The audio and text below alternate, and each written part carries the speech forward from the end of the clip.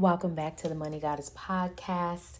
I am your host, Jasmine Thomas Bridges, and this episode is going to transform how you view money and wealth. You guys, this is something that I actually grew up around, but I didn't really know that this was the way to build wealth based on what I saw on social media. And it's about being a quiet millionaire. There are so many people who are so loud with money, but the reality of it is that they really don't even have it like that. And they try to make it seem like they do, but they really don't. And I'm here to tell you that in order to build wealth, you're going to want to apply some principles from the book, The Quiet Millionaire. And I have linked this in the show notes if you're listening on Spotify or Apple Podcasts. This is where you will want to read and grab that book. So make sure you get it, read through it. And you can always reference back to this particular episode so that you feel super supported in your journey as a millionaire. Because what I have found is that it's the people that you would never expect are the actual millionaires who are doing incredible things and helping you realize that wow, wealth does not have a certain look, or it's not a certain person. Wealth is actually whatever you decide that it's going to be. But more than anything, most people are quiet millionaires. And I'm going to share with you a ton of tips to make your journey quiet. And when I say quiet, I don't mean you're not proud of yourself or you never, share with someone important to you your accomplishments. That's not what I'm saying.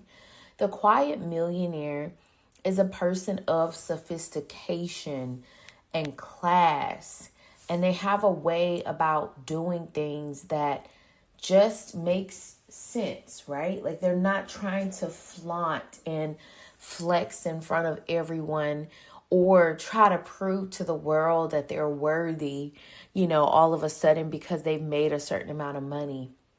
We want to make sure that we feel comfortable with the amount of money that we've made, so much so that it's really not a big deal. That is when you know your nervous system has been regulated. That's when you know you're not trying to make this money to prove to someone else that you've made it. This is about just securing your nervous system, because that's the real reason why we need money. And people don't talk about this a lot. We don't need money just because the world says we need it. We need that currency so that we can feel safe in our bodies and we don't have to worry about things that are important to us, right? For example, think about food. If you didn't have enough money for food, you would constantly be worried. Constantly. And that's why money is here to help us in a way that allows us to relax.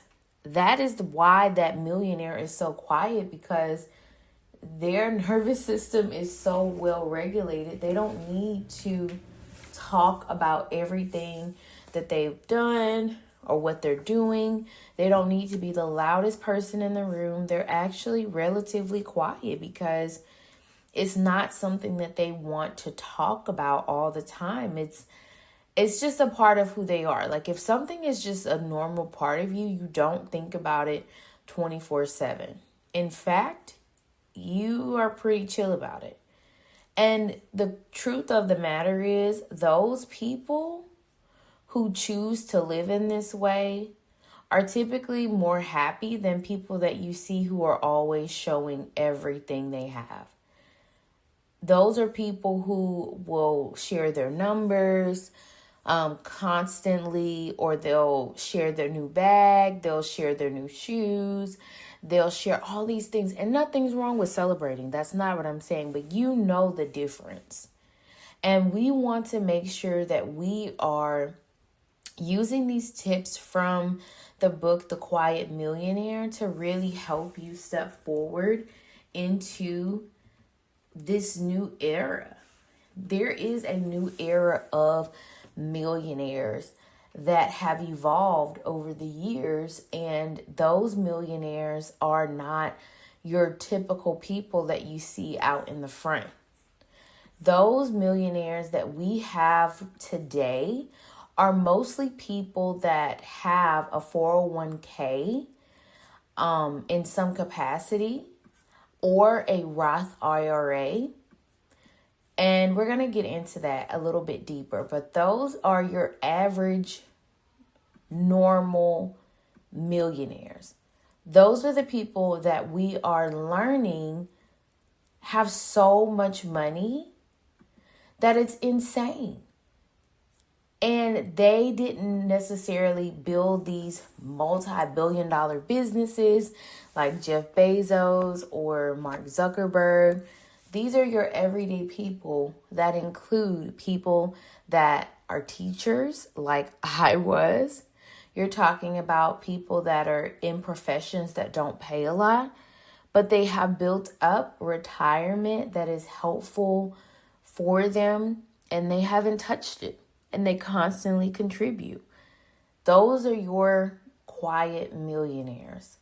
And the reason why I am sharing this is because I need you to see how easy it actually is to be a millionaire, as opposed to feeling like it's always so hard or so difficult. So I've briefly shared one way you can become a quiet millionaire, but what I want you to do is an exercise that I did in 2019. So 2019 was a huge financial year for me in terms of learning how to invest and maximizing my money. I termed the phrase passive income queen, and I still live by that to this day. What I did was I wrote down in my journal all the ways that I could become a millionaire. And it was a long list. I didn't limit myself to just the businesses that I had. I literally listed, maybe I had a long lost relative. It could have been a lawsuit that happened. But of course, I made sure everything I chose was completely safe for myself and anyone involved. And that list was mind-blowing because I felt like there were endless possibilities. And that's what you want to create for yourself within your mind, is to know that you literally can become a millionaire in so many different ways. It doesn't have to be this traditional path. And the path that I'm seeing all the time is, get out of your 9 to 5. You have to have a business. That's how you're going to make all this money. The reality of it is that business is a good decision, but it's not a good decision for everyone. As someone who owns businesses, it's not always easy. And there are fluctuations that happen. Sure, there is no income capacity. You don't have to ask someone for a raise, things of that nature. But you do have risks that are involved and associated. And you can only tolerate so many risks when it comes to finances, right? So that is why I think this list is helpful, because you'll begin to see what you're willing and more open to and what you're not as open to. Maybe it's something you want to grow in, or maybe not. So I'll give you an example. At that time in 2019, I wasn't married. I wasn't dating. So I didn't have a spouse, but I put my spouse as a person on that list. And that was something that I had to really open up to. And of course, the next year, my husband and I got married. And what's crazy about it is that I have manifested so much money through him. I remember the first time we did that, he actually brought in an extra $10,000. And it was insane how it happened because he didn't even believe it. Like, he was so shocked. And I've manifested so much money through him. He knows that it's me. And it's funny because even our friends know, like, yeah, that's her. Like, manifested all this money through him.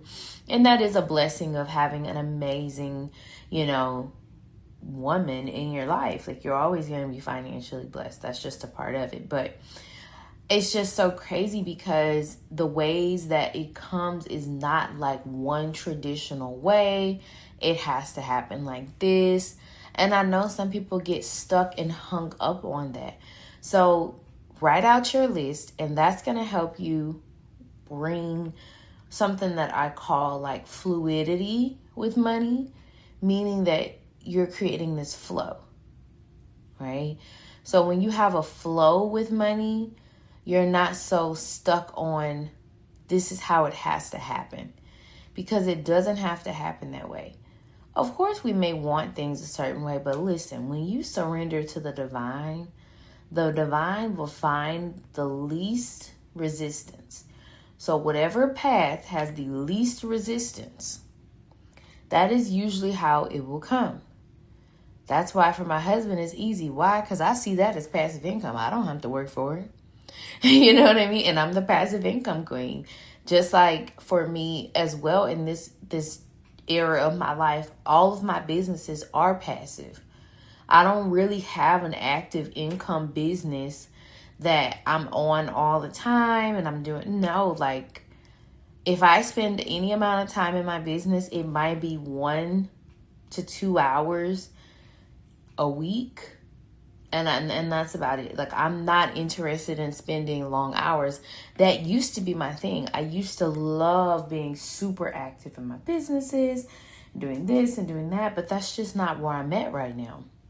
So you just want to see where you are within yourself and trust the divine flow that it will come to you. And I want to tell you a lot of other ways, realistic ways to become a millionaire. I'm going to go over those. And I'm also going to tell you more about my story and my journey of how I became a millionaire, because it wasn't like it was planned. It wasn't a specific strategy. That doesn't mean that I can't give you practical, grounded, sounded, solid advice, because I still follow that. But I also know how the spiritual realm works and how you have to be open to it. So I want you to go ahead, if you haven't already, pause this, get out your journal. You are going to want to make sure you're taking notes and getting all the details, because this is what they're not talking about online. This is what they are kind of hiding and keeping to themselves. So I want to give you all of the deets. It just so happened because I was so good at it and people recognized it that they wanted me to help them. So that leads to more opportunities. What I would also recommend as you're going in that direction, a good skill to have is understanding AI and how it works. People are looking for this, even in the social media space. This is allowing people to have even more passive businesses online, and they want to be able to fuel their businesses faster. Even with my investments that I'm doing, I'm investing in more companies that are becoming more profitable because they are using AI technology to help them save money and be able to basically make their businesses move faster, right? And so you want to know and be in the know of that and showcase that as well to others. So some other skills that are really good to have as well that are not in the digital space: project management. People are always looking for someone to help with that. Customer service management. Trust me, that's not going anywhere. Even if you think like, oh, AI is going to take over that. Not necessarily.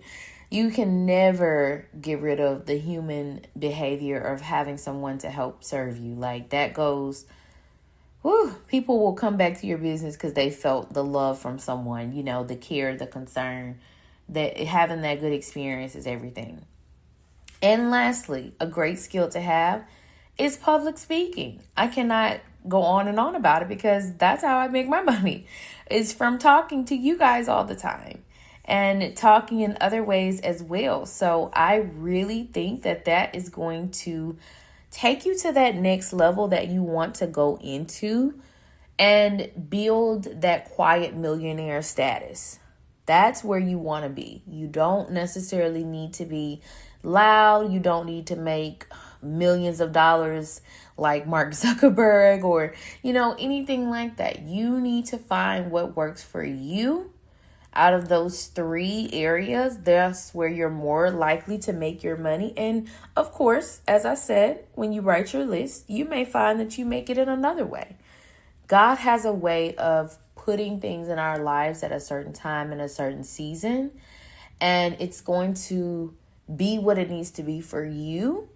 I need you to just be patient and know that everything is working out for you exactly as it should. So here we go.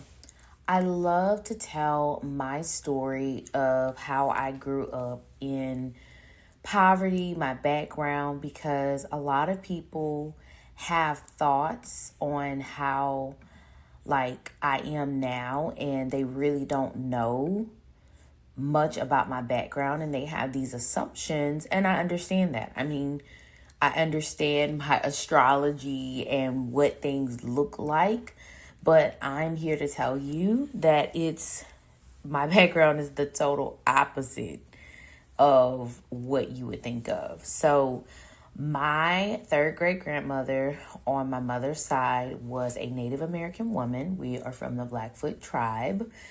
And they actually, she was left in Heidelberg, Mississippi. And eventually she made her way into Louisiana, North Louisiana, and South Mississippi areas. And I say that because that's where my family is mostly from. And I mean, I'm not that far removed from slavery as well as, Native American tribal life. So you bring that down through generations of poverty and abuse, unfortunately, and you get to my mother and father. My mom had an outhouse. Like, that's really insane to think about. Like, that's how poor they were. They didn't have plumbing. They didn't have all the things that, like, I so easily get to use now. And so when I share those stories and different things, it opens people's eyes. My mom did graduate from high school. She did start college, but she never finished, and she winded up going into food service for 20 plus years, 25 plus years. And then my dad actually dropped out of school in 8th grade because he had to help his family. Like, they were so poor, they had onion sandwiches for dinner. Like, that was the best that they could do at that time. And so my mom and dad actually, got married very early to get my mom out of a very abusive situation in her home life.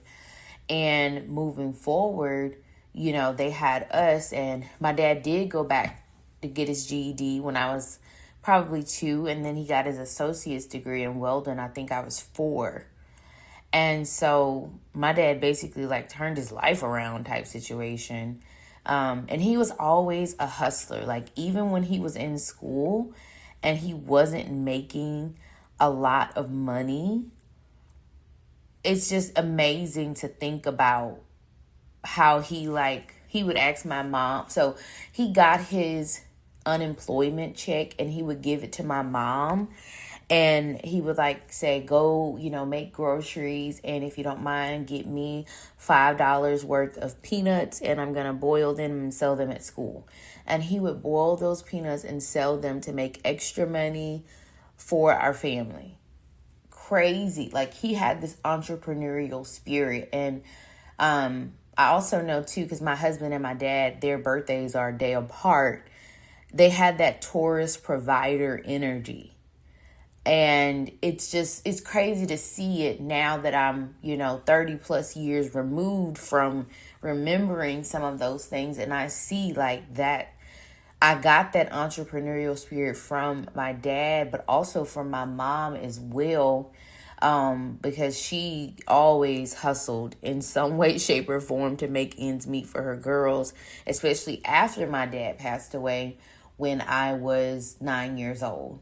And, being a single mother and a widow, wasn't the easiest life to have. So my mom's salary was no more than $10,000 a year. And I share this all the time because people are in awe. How in the world did your mom raise you off of $10,000 a year? I don't know. All I know is God. That's all I know. That is all that I know. And so what I realize is that through all of that, there is so much that I can say. But what I want to focus on is it doesn't matter what your background is, especially when you are looking to achieve quiet millionaire status. You don't need everything to be perfect for you. You don't need to grow up with a silver spoon in your mouth. There are endless possibilities for you when you know God and when you choose to put the right action into motion and you're willing to be patient and wait on things to work out.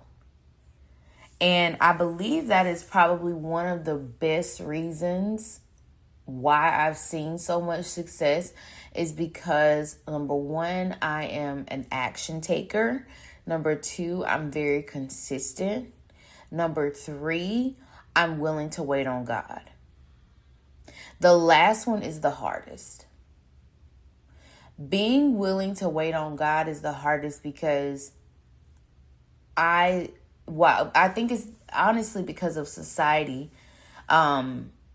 Is always, especially in Western, culture, there's always this idea that, I can pull myself up by my bootstraps. I can make everything happen.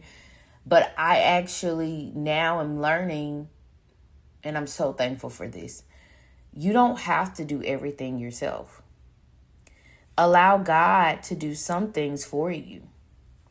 You do your best. You show up.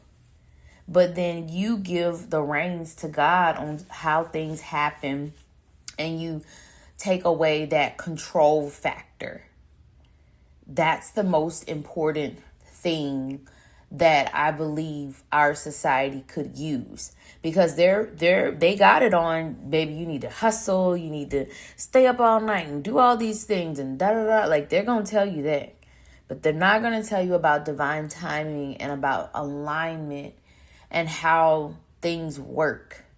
And I believe that's what the quiet millionaire possesses because they are not in a rush. They're not trying to get to something super, super fast. They're not trying to make it happen overnight because they understand that it's not. And truth be told, these people who become quiet millionaires are typically older, more seasoned, mature people. I'm talking like most are 50 plus. And so although I am in my early 30s, I was blessed to achieve this at an earlier age, but of course I need to maintain it, right? And I also want to grow and evolve the wealth that my husband and I have built. And the best way to do that is to recognize that there is a season for everything. And what I've learned is that all the manifestation stories around money sometimes is very quick. And that's the reason why I kind of stepped away from doing all manifestation chats with the podcasting with TikTok. Remember, I'm at I am JL Thomas on TikTok, Instagram, and Facebook, or you can find the Money Goddess as well on YouTube. But I can see that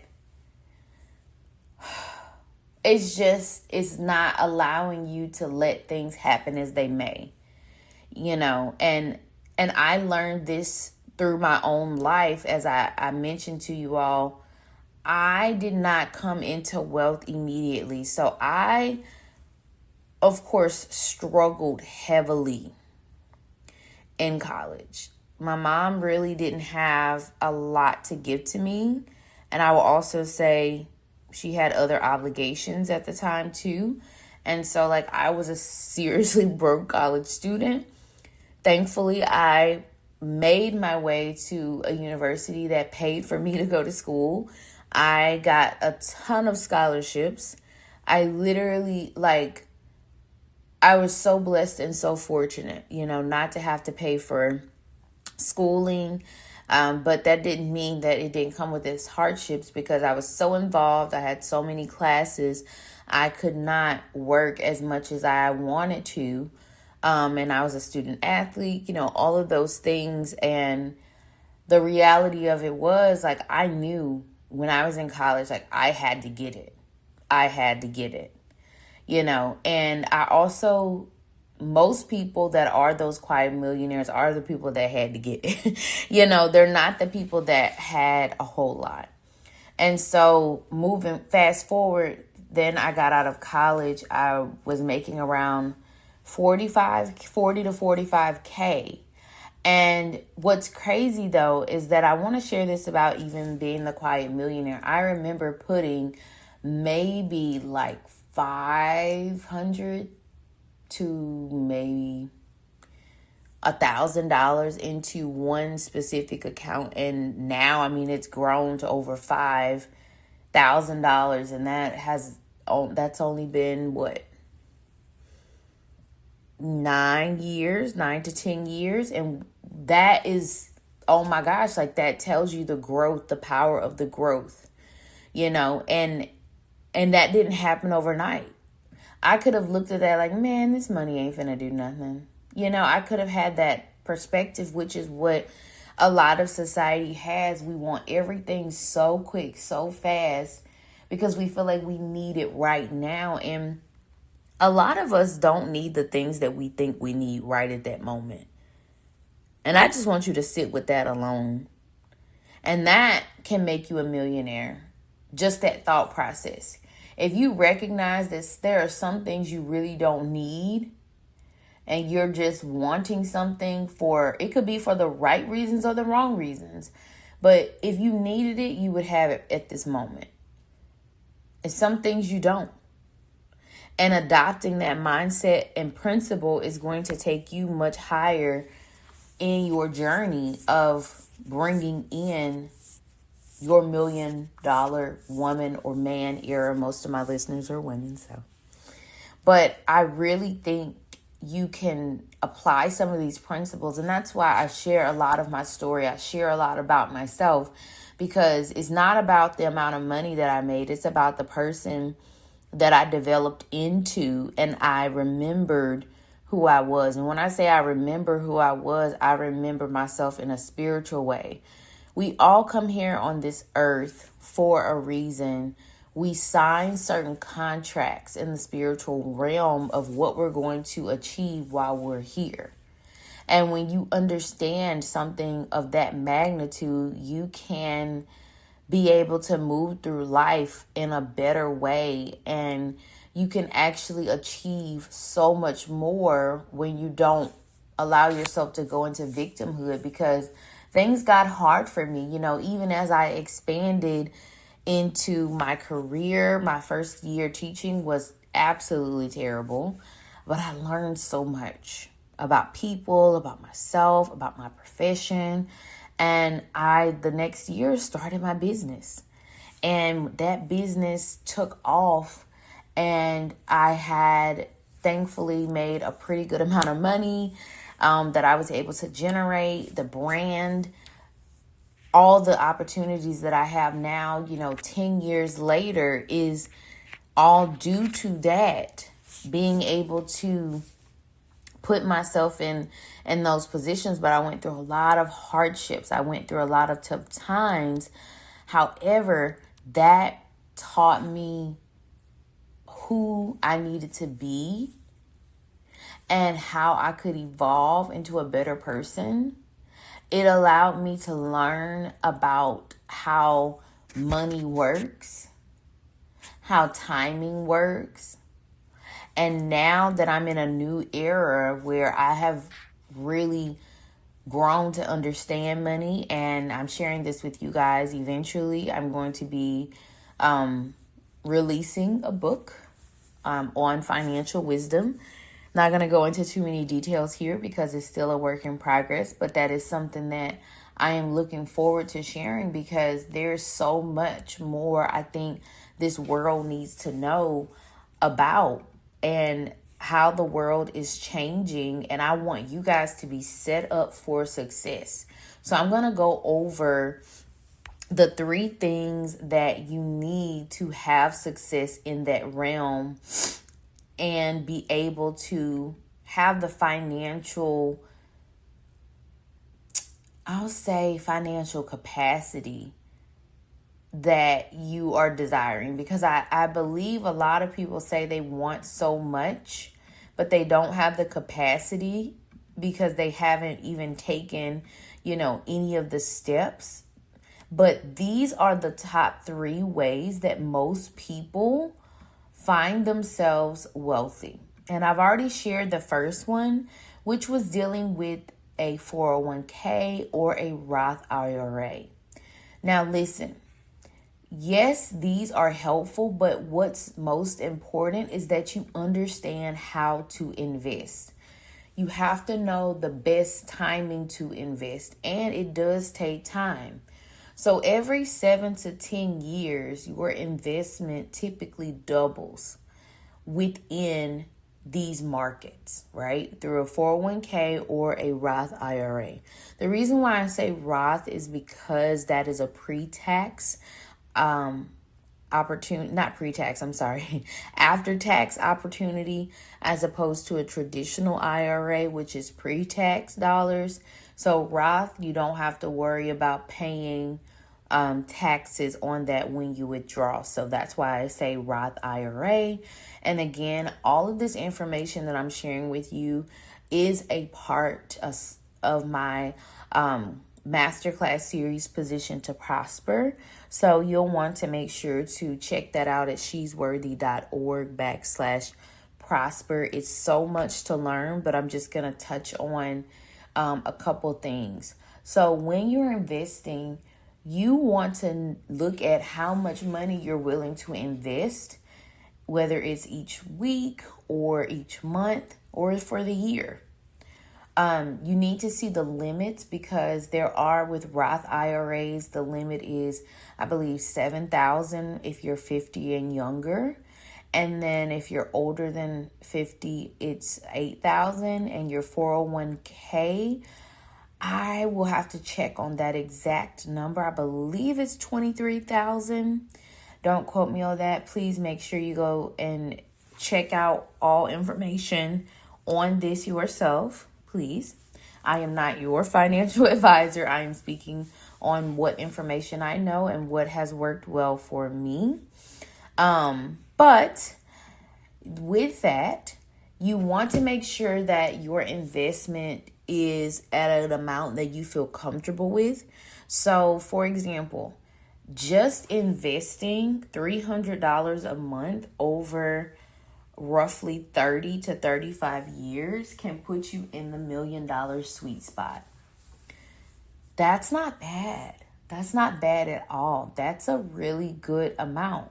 That is super good, and that will allow you to potentially retire comfortably depending on what you actually need. Of course, everyone's finances are different.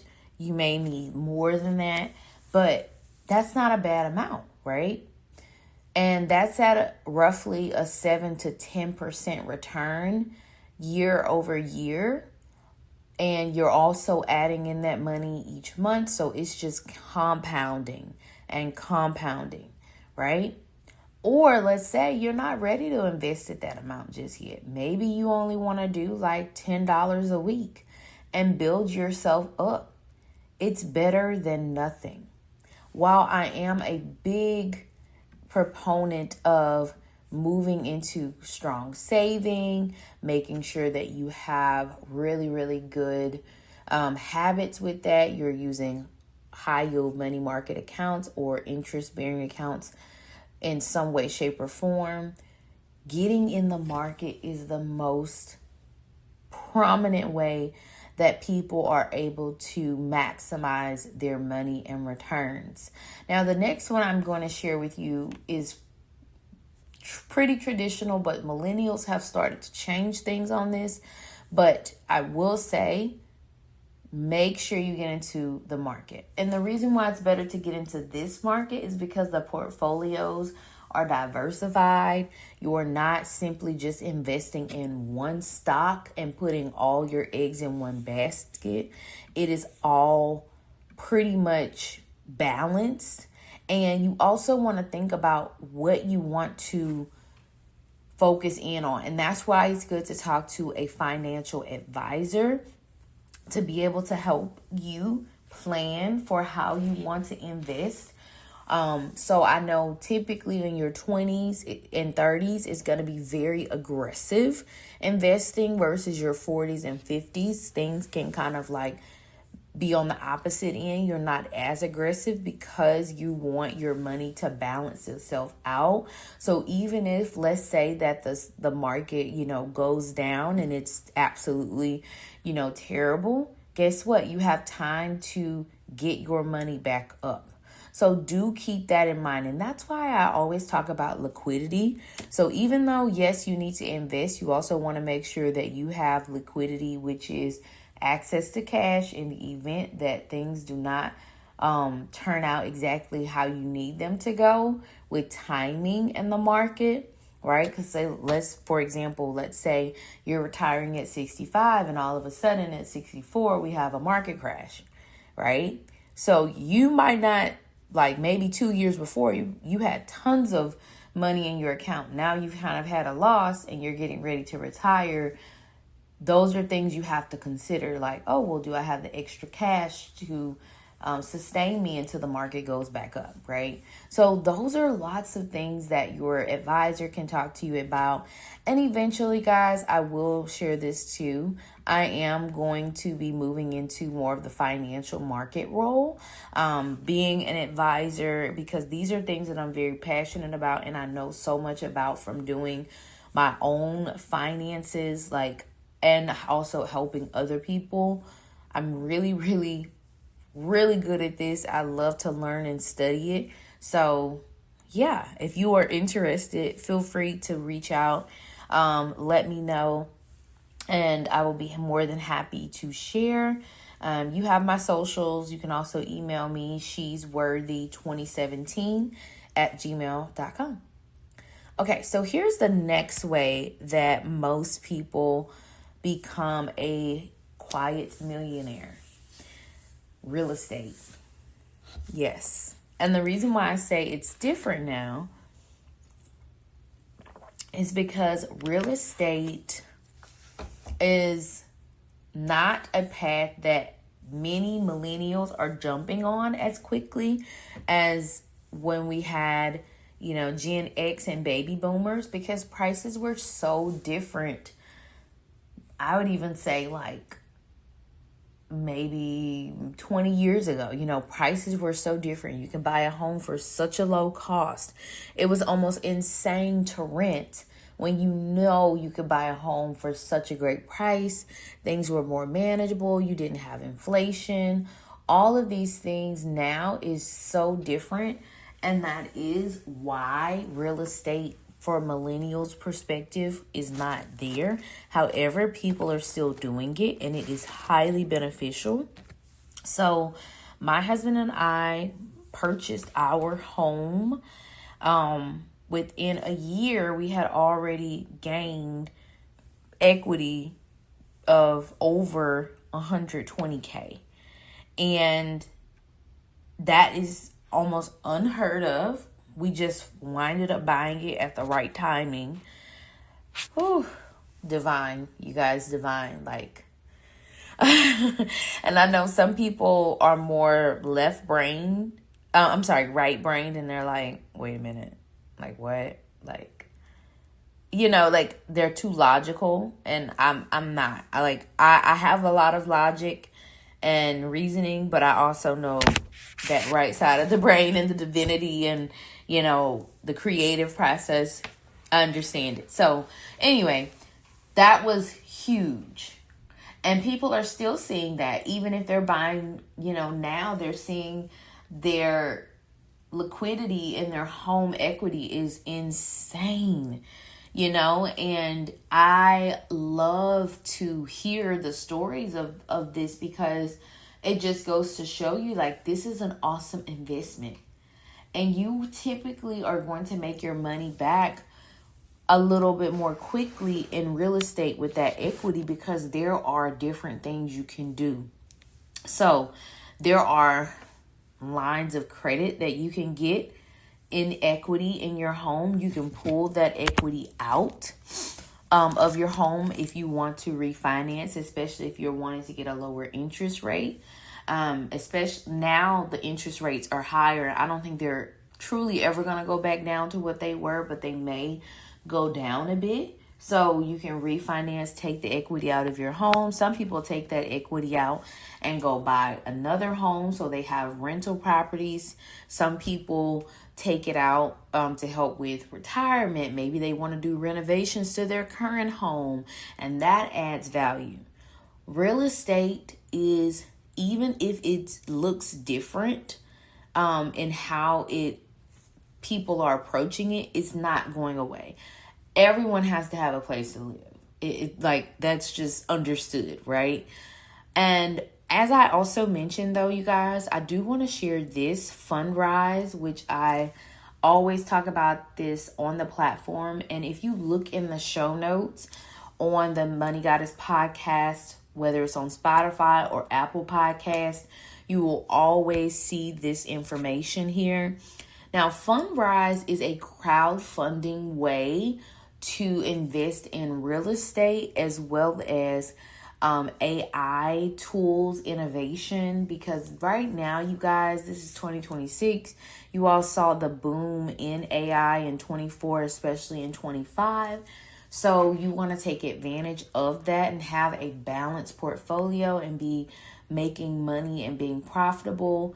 But with that real estate, I have had the opportunity with my husband to invest in so many different properties without having to be a landlord or fork over, thousands and thousands of dollars, into a home. There's some liquidity that I can still have access to. Mind you, you only have to start with $10. That's all it takes to start to invest in the real estate, or if you want to invest in the innovation fund, which is the AI. So what's really unique about it is that you get to see all of the properties. There are opportunities to learn about how the acquisition is happening, what type of money you are making on the property when they finished it.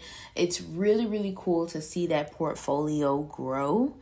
And it's just awesome to be a part of something where the investors on the Fundrise team are so brilliant. They know the market well. And now the Innovation Fund is going to eventually go public in the stock market.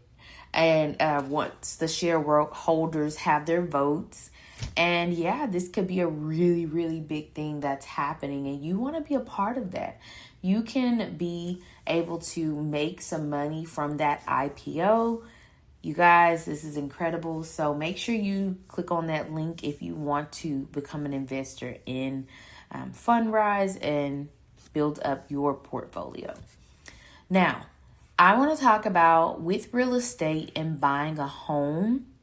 What's really, really cool about that whole process, as I mentioned, yes, you do have the equity and it is there for you to use that extra money.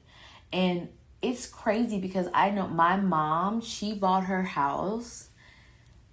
I think her house was like $40,000. And was it maybe the late 80s, something like that? It's crazy now, like how much more, her home is worth. And when you continue to, if you add on to your house, you fix it up, you do certain things, it's just an appreciating asset.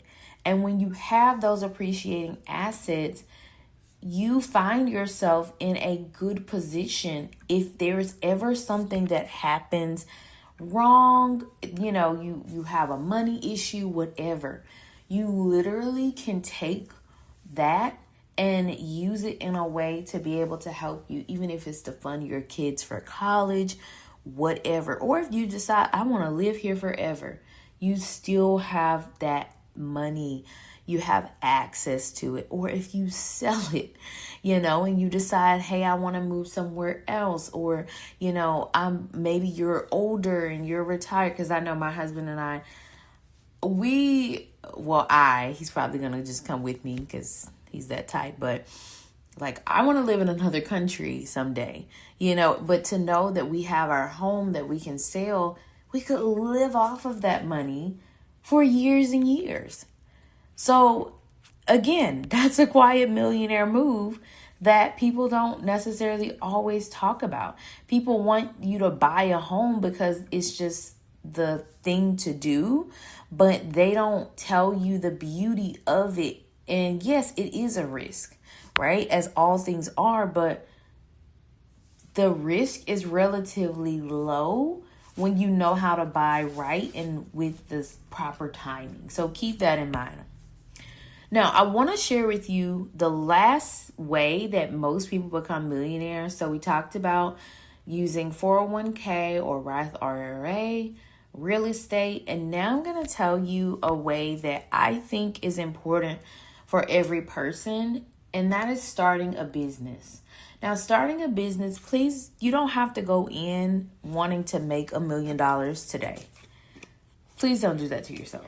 Because that's what I did when I first started off, and it led to burnout, exhaustion, a lack of feeling worthy, like I didn't do, enough, and just all of these icky feelings that I had around my process. You want to go into the business knowing that you are going to want to make money, right? We're not just going to pretend like we don't want to make money, because you're putting all of that energy and effort into it. But what you really want to capitalize on is recognizing that this business can lead you into something bigger. Okay?